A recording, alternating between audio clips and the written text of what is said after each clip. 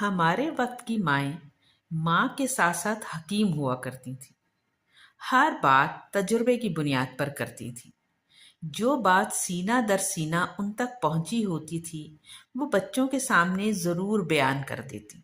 مثلاً وہ کہا کرتی تھی یہ جو بینگن ہے نا اس کی تاثیر گرم ہے، اس لیے یہ جو بینگن کی ڈنڈی ہے اس کو بھی چھیل کر دھو کر بینگن میں ضرور ڈالو۔ دہی کھانے کا صحیح وقت صبح ہے اور اسے ناشتے کے وقت کھاؤ۔ دودھ پینے کا وقت رات کا ہے۔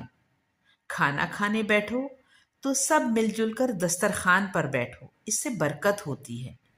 پانی بیٹھ کر پیو۔ کھانا سیدھے ہاتھ سے کھاؤ۔